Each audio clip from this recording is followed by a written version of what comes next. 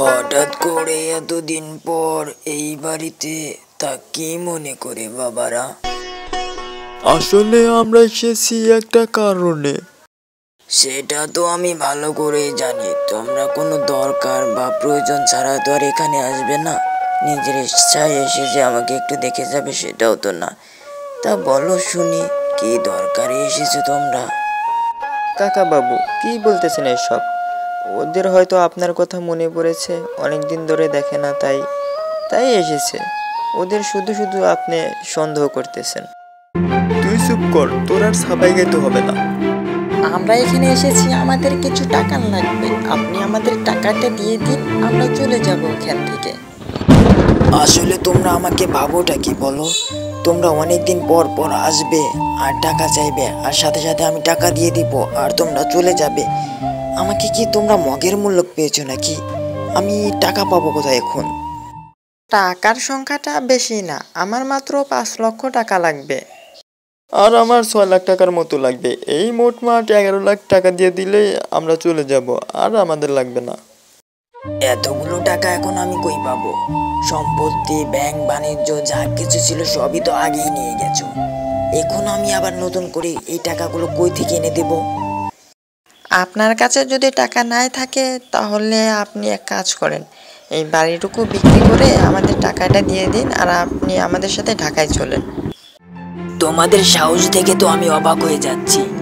যা কিছু সম্পত্তি ছিল তোমরা আগে এসে বিক্রি করে নিয়ে গেছো, আবার এবার এসেছো এই বাপ দাদার ভিটেটুকু বিক্রি করতে। তোমাদের মধ্যে কি একটু জ্ঞান শক্তি বলতে কিচ্ছু নেই? যত কিছু হয়ে যাক, আমি এই জায়গা জমিটুকু একটুও বিক্রি করব না। তোদের কাণ্ডজ্ঞান দেখে আমি অবাক হয়ে যাচ্ছি। তোরা কিনা শেষে চাচার শেষ সম্বলটুকু বিক্রি করে নিয়ে যেতে চাস?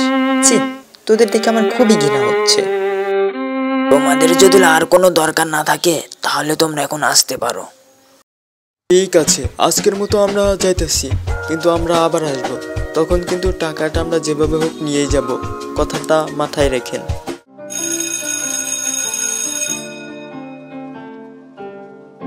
বাবা বেল্লাল, এদিকে আয় তো, একটু শুনে যা, তোর সাথে কথা আছে।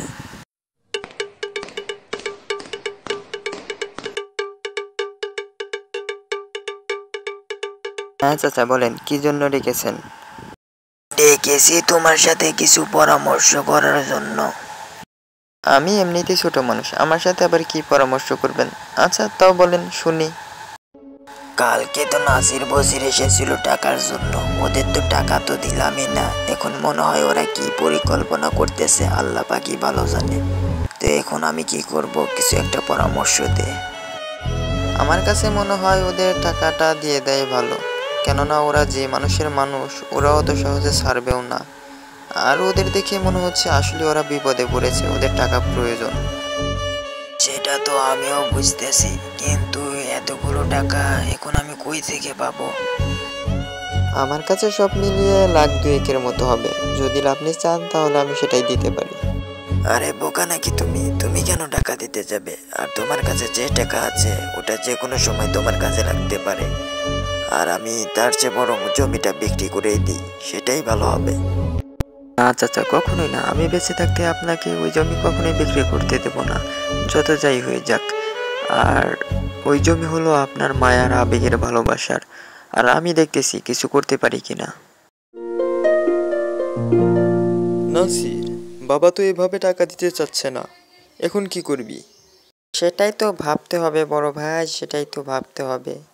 কিভাবে জমিটুকু বিক্রি করা যায় সেটার প্ল্যানই করতে হবে। আমরা যত যাই প্ল্যান করি না কেন, আমার কাছে মনে হয় না বাবা ওই জমি বিক্রি করবে। আমার কাছে কিন্তু মনে হইতেছে ওই বেল্লালি নাটের গুরু। ওই বাবাকে এমনভাবে বুঝাইছে যে বাবা সেই জন্য আর জমি বিক্রি করতে রাজি হইতেছে না। কি বলিস? আমার কাছে তো বেল্লালকে দেখে সেটা মনে হয় না। তুমি জানো না বড় ভাই, সম্পত্তির লোভ মানুষকে কোথায় থেকে কোথায় নিয়ে যায় তার ধারণা করতে পারবেন না।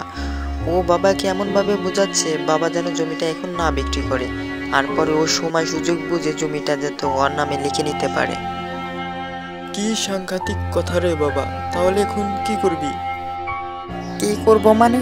চলো যাই, ওই বেল্লালকে ধরবো। বেল্লালকে ধরে একটু টাইট দিলেই আমাদের কাজটা হয়ে যাবে। ঠিক বলছিস, তাই চল। বেল্লাল দাঁড়া, তোর সাথে আমাদের কথা আছে। হ্যাঁ, কি বলবা বলো। আর এখানে কেন দাঁড়িয়ে? চলো বাসায় গিয়ে কথা বলি। না না, আমাদের বাসায় গিয়ে কথা বলার সময় নেই, যা বলবো এখানেই। আচ্ছা ঠিক আছে, তাহলে এখানেই বলো, কি বলবা। আমাদের নামে বাবার কাছে কি বলেছিস, যার ফলে বাবা আমাদের টাকা দিতে রাজি হইতেছে না? আর না, আমি কিছু করিনি, তোমরা শুধু শুধু আমাকে সন্দেহ করতেছো। ভাই, ওরে অত কিছু বলে লাভ নাই। ও যতদিন বেঁচে থাকবো ততদিন আর আমরা টাকা পাবো না, তাই আমাদের যা করার এখনই করতে হইব। ঠিক বলেছিস, চল এখনই ওকে শেষ করে দেই।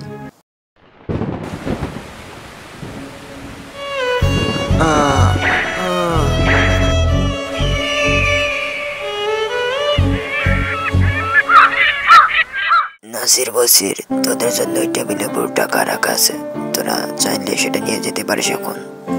সত্যি তুমি আমাদের জন্য টাকা রেখেছো? আর তা না বলে তোমার কাছে টাকা নেই, তাহলে এতগুলো টাকা কোথায় থেকে পেলে? সত্যি কথা বলতে আমার কাছে আগেও টাকা ছিল না, এখনো টাকা নেই। মূলত এই টাকাগুলো বেল্লালি এনে দিয়েছে। বেল্লালের যে পূর্ব পাশে জমিটা ছিল, বেল্লাল ওই জমিটা বিক্রি করে তোদের জন্য এই টাকাগুলো এনেছে। কি বলো এসব? বেল্লাল আমাদের জন্য ওর শখের আর দামি জমিটি বিক্রি করে দিয়েছে, আর সেখানে আমরা কিনা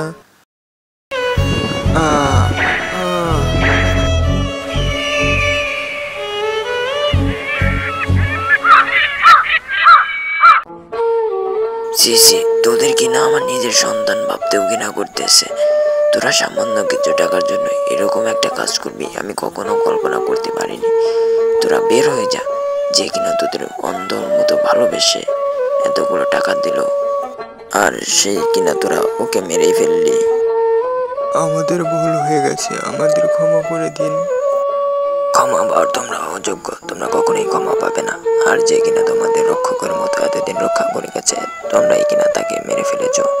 আর তোমরা একটা টাকাও পাবে না। যে টাকা আছে আমি সব টাকাই বেল্লালের নামে মসজিদ, মাদ্রাসা এবং এতিমখানায় দান করে দেব। আর তোমাদের জন্য এই বাড়ির দরজা চিরতরের জন্য বন্ধ, তোমরা আর কখনো এই বাড়িতে আসবে না। বেল্লালের মতো দুনিয়াতে এরকম হাজারো মানুষ আছে যারা কিনা দূর থেকেই ভালোবেসে যায়, আর আমরা বোকার মতো সেটা বুঝতে না পেরে তাদেরকে আরো দূরে সরিয়ে দিই।